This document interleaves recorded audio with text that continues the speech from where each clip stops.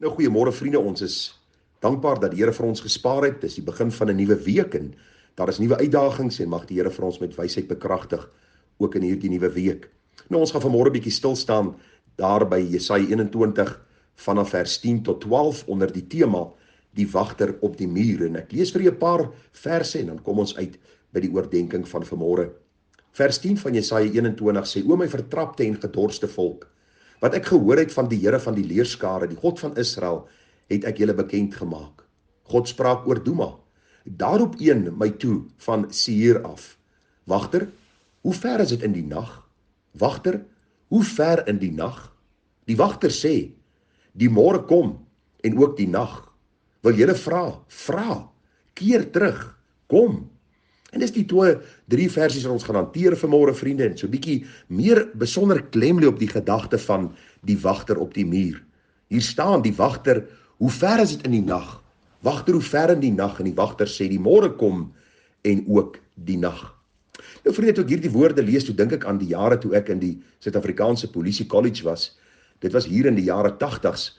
Het ek elke nou en dan wag gestaan en ons het eintlik so 'n patrollie geloop langs die draad af en dan op 'n sekere tyd het een van die bevelvoerders ons gekry en ons sakboekie geteken en dan het ons weer verder gestap, gewoonlik 'n 3 ure skof waar ons die plek moes oppas, die manskappe, die wapens, die ammunisie en hierdie wagstaandiens was belangrik geweest en as daar enige gevaar te bespeer was, dan moes daar dadelik per radio kontak gemaak word met die beheerkamer om dan ook die plek te sê waar jy staan en dan ook of 'n draadstukkend is en of daar gevaar is en of daar enige probleme ondervind word. En ag vriende, as ons dink aan die tyd waar ons in lewe, dan sien ons wagte reg rondom ons. Ons kyk na verskillende sekuriteitsmaatskappye en hoe hulle wag staan by verskillende plekke en ons kan amper nie meer sonder sekuriteitswagte oor die weg kom nie. Nou in die tyd van die volk Israel was dit nie anders gewees nie. Ons dink baie keer aan die goeie ou dae waar dit so veilig was en ek wil vir julle sê in die tyd van God se volk was dit maar baie onveilig. En wat hulle gewoonlik gedoen het, hulle het 'n stad gehad en rondom die stad het hulle 'n muur gebou. En bo die muur aan die bokant was daar 'n basiese paadjie gebou gewees waar wagte reg in die rondte kon loop en dan kon uitkyk op verskillende plekke of daar enige gevaar op pad was. En wanneer die wagter enigiets gesien het wat vir hom verkeerd lyk of enige gevaar wat aan die kom was, sou hierdie wagter op 'n manier die mense binnekant gewaarsku het.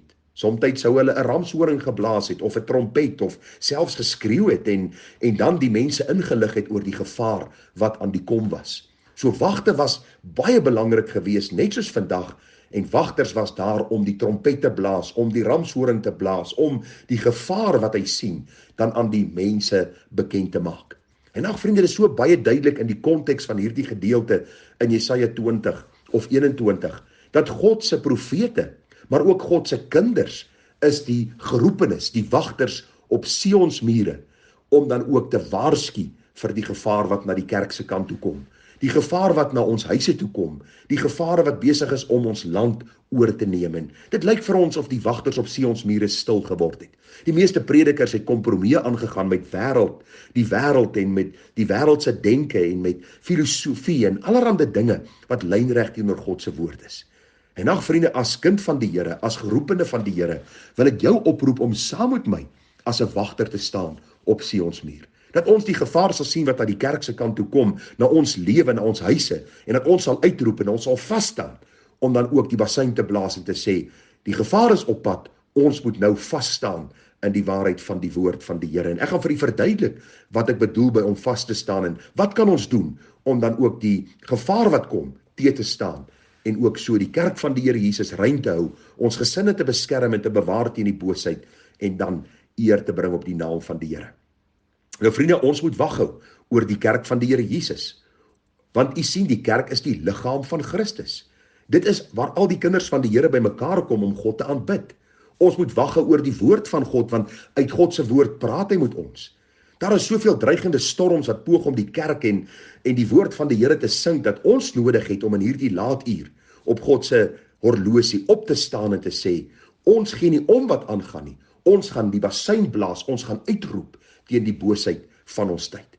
Ag vriende, daar is soveel dinge, as ek die lys vir u moet begin noem, gaan ek nie kan ophou nie. Maar van alle kante bars die storms los. Dink maar aan huisgesinne, hoe dit uitmekaar uitval. Daar is haas meer 'n gesin waar daar nie 'n geskeide persoon by is nie. Dis asof ons net nie meer die beginsel sien van 'n gesonde huisgesin waar een man, een vrou vir mekaar bedoel is om die kinders op te voed in die vrees en vermaaning van die Here nie. Ons sien hoe ons skole verval. Ons sien hoe ons kinders geen respek meer het vir mense nie. Hulle is disrespekvol. Hulle is absoluut in opstand teenoor elke vorm van gesag. En as hulle iets aangedoen word, het hulle baie te sê daaroor. Ons kyk hoe ons kinders gebombardeer word met verkeerde curriculums. Ons dink aan die evolusie leer waar die Skepper God uit die plan geskryf word en ons eintlik die produk van kans maak waar ons voorouers sogenaamde diere was, bobbejane was. En nou tree ons op so baie keer en dan het mense baie te sê daaroor. Waarom? Want u sien hulle breek die mure af. Die vyand kom om ons kinders se gedagtes te breinspoel, dat God nie skepper is nie, hy het geen reg oor jou lewe nie, jy is die produk van kans, so eet, drink, geniet en gaan aan met jou lewe. Ons dink aan die seksuele perversie in ons skole, ons dink aan ons boeke, wat die staat vrygestel het, waar hulle siek gedagtes op papier sit, om ons kinders te bombardeer en te indoktrineer met hulle boosheid. Ons dink aan die voorvader aanbidding, wat besig is om ons skole vrygestel te word, op ons universiteite. Ons dink aan hoeveel kinders hulle geloof verloon, omdat hulle met soveel boosheid gebombardeer word. Ons dink aan aborsies, wat goedgekeur word, en duisende kinders word geslag elke dag. Ons dink aan die LGBTQ beweging, waar die seksuele perversie besig is om diep in te gaan in ons samelewing. Bedrog, leuns, wanorde. Vriende, noem dit. Die gevaar is op pad. Die gevaar is al binne in die stad, binne in die kerk, binne in die skole, binne in ons huise.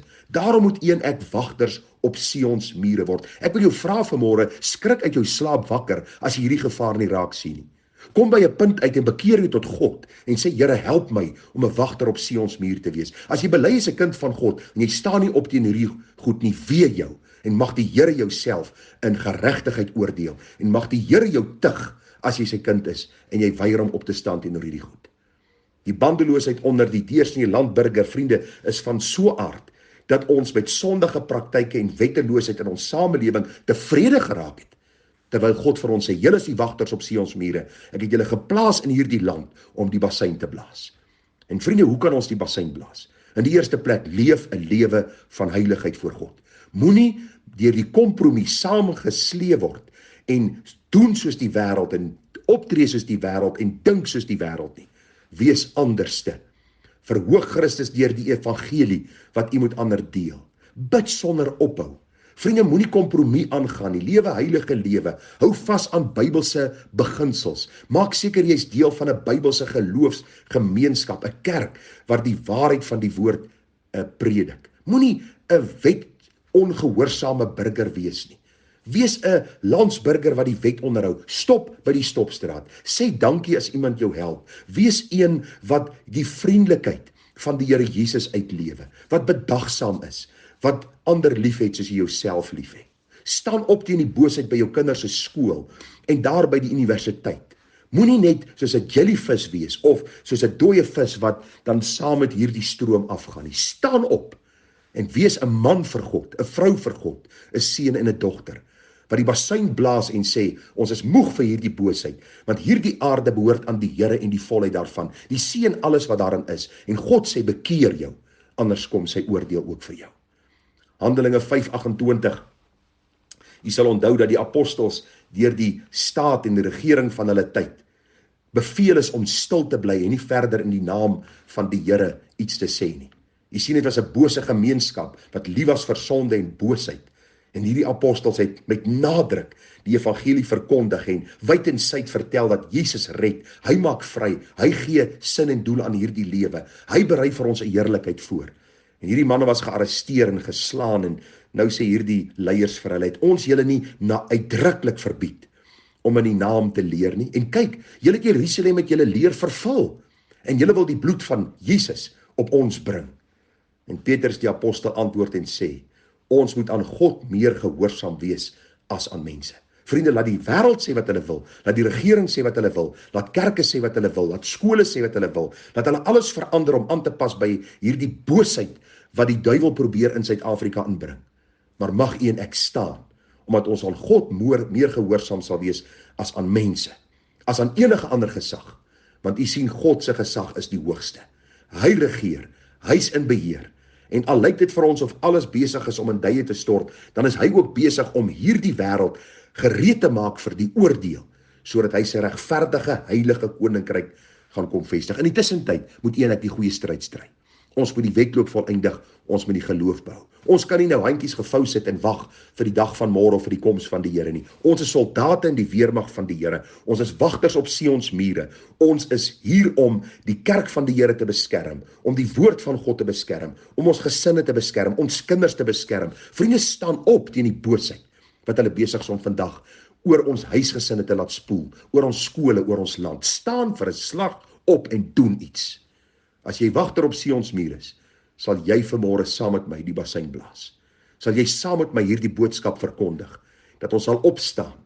Want luister, die dag van God se koms is naby. En weet die wat val in die hande van 'n lewende God. Die Bybel sê dit is verskriklik. Dis iets wat ek nie in woorde vir u kan beskryf nie. Daarom as wagter op Sions muur wil ek jou vanmôre oproep. Maak seker jy ken die Here. Maak seker as jy die Here ken, dat jy opstaan teen die boosheid van ons tyd. Al kos dit jou 'n prys. En maak seker, jy verkondig die wonderlike evangelie aan elke nasie, taal, volk en stam. Want deur die evangelie, die goeie nuus aangaande Christus, is daar redding vir die grootste van sondaar. Mag die Here ons genade gee, mag ons die bassein blaas, en mag ons so God verheerlik. Met 'n gesindheid van liefde, met 'n gesindheid van sagmoedigheid en lankmoedigheid en selfbeheersing, terwyl ons God in alles verheerlik. Mooi dag vir u verder, tada.